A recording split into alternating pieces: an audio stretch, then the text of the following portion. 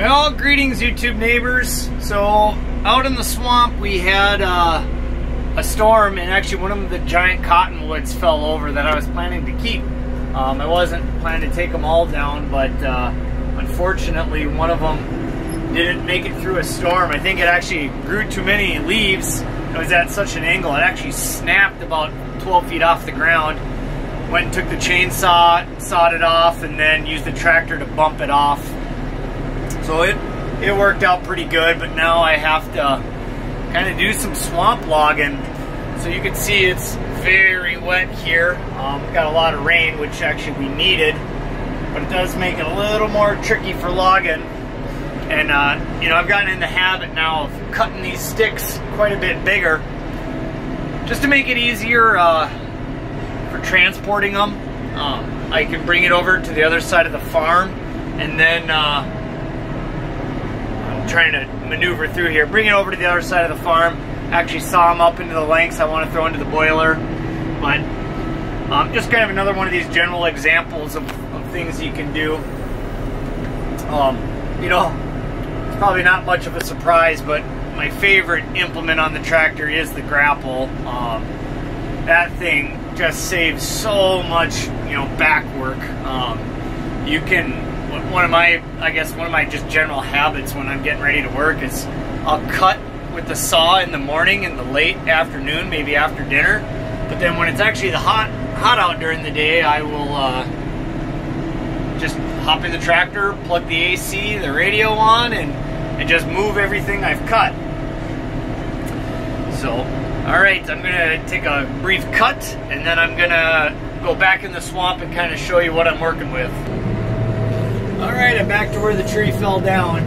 So, one of my other little tips that my dad taught me years ago was basically to make sure you know what's underneath you.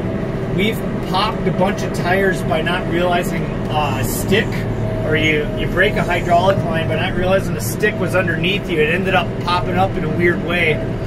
So a lot of times you'll see I'll kind of be a little slower than maybe I need to be, and I'm going to move some sticks out of my way. That's the only reason I'm doing that is for tractor safety, so I don't damage anything. That's one of the big benefits of having this nice kind of see-through grapple, so I can see exactly what the grapple is running over to get it out of my way.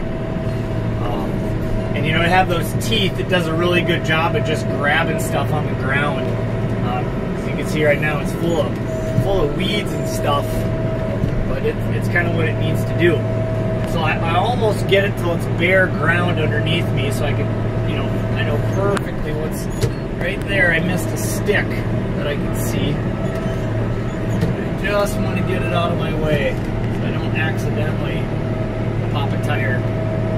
I actually did a little bit of damage to my door just a couple of weeks ago because of that. A stick popped up behind the tire and ended up getting caught between my stairwell and the glass door. Thankfully, I caught it in time, but I actually had to get out of the cab to fix it. So now that I've got this area a little cleaned up, I'm going to go try to grab this big stick here. Yank it out of here. And my technique is actually to wrap the grapple all the way around it, start to pinch it if I can. See if I can pick it up. Usually if I can get it up and out like this, that'd be okay. Well, I dropped it.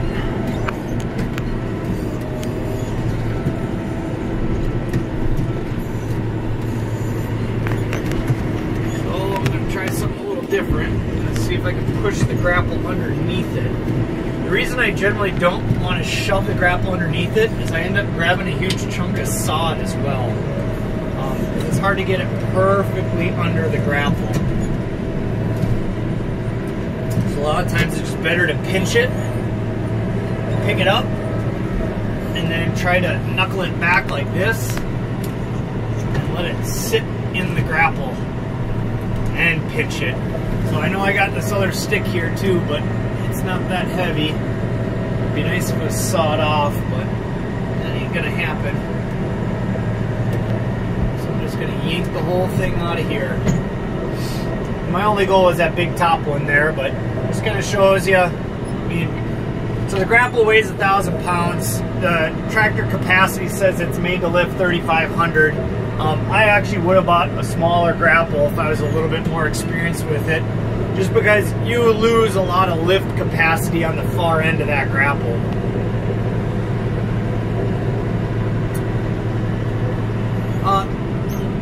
Now we're gonna go back through the swamp. Now I just made a mistake. I actually dug a tiny hole in it. So now I have to try to push through it. I'm gonna be careful where I drive. And obviously it's in four-wheel assist.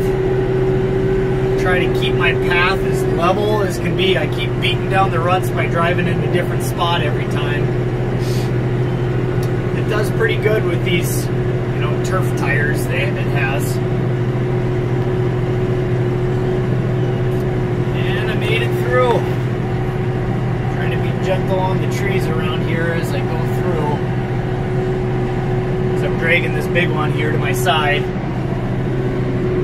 So I was trying to be mindful as I'm getting through the woods, making sure that tree doesn't catch on anything I don't want it to. There we go, we made it out. So here's just a better view of the swamp I'm kind of trucking through. So yeah, every time I try to not take the exact same path twice, just try to keep the ruts down and keep the path solid on the bottom. It's okay if there's water over the top of it, it's really the bottom you care about.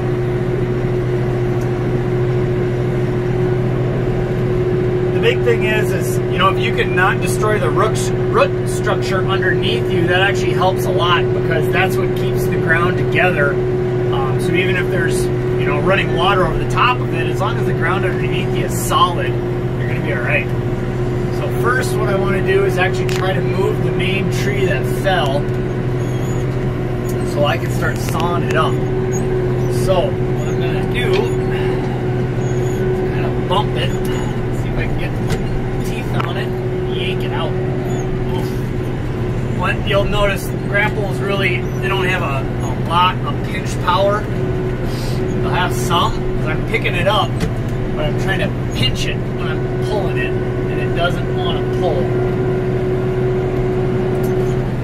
So I'm going to try something a little different. I'm going to grab it in a different spot, see if I can pinch it better. Now I think I got a better pinch. Oh, I can feel it's heavy. Push it. See, I got to be careful on this side because the tree's coming really close to my tire. Just all I want to do is get it out so I can see where I need to saw. That's probably good. And then you can see the stump there. That's the part I actually had to saw off because it broke about 10 feet up in the air. So then I sawed it off and then pushed it down with the tractor because it was kind of leaning up where it broke, so it didn't want to fall to the ground. Now I'm going to go back into this brush pile and start yanking stuff out.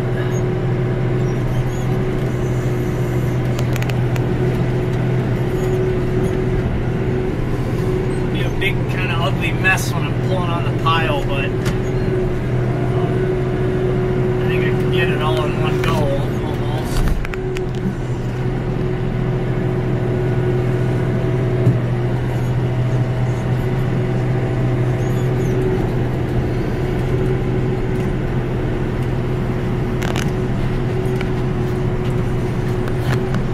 My goal here is to try to grab all the sticks, but leave all the brush. I see there's another stick I missed. Trying to grab it again. You ever played that claw machine? That's basically what this is. Giant version of that claw toy machine. I guess I'd be pretty good at it nowadays. So now I got all the sticks I was looking for. But I can tell it's heavy because it doesn't want to knuckle. That's always one thing you want to be mindful of, is just how heavy is that pile.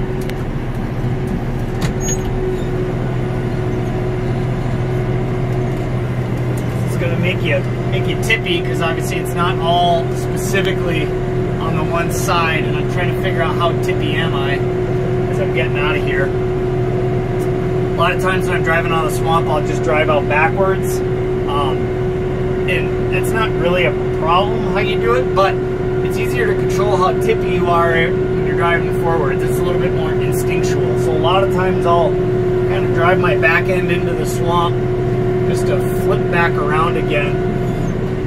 It makes it easier for me, and I feel a little bit more confident. I know. And you know, one thing just to keep in mind with the, you know, the big logs on here, and then the grapple itself, I always am leaving the tiller on as ballast in the back. The tiller weighs just about the same amount as the grapple does. And that way I've never had the back tires come up on me.